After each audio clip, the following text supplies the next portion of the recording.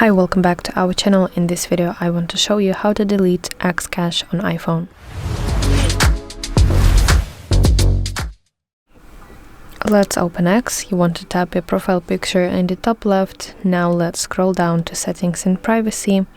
In your settings you want to find section accessibility, display and languages, and from here let's go to data usage. Now under this section with your storage you will see two options, which is media storage and web storage.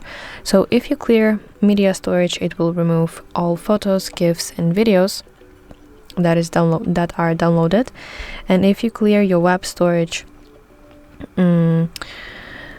it will clear all the web pages, cookies and also logins. So if you clear all web storage, if you select the second option, it may log you out. So after this you'll have to log back into your X account.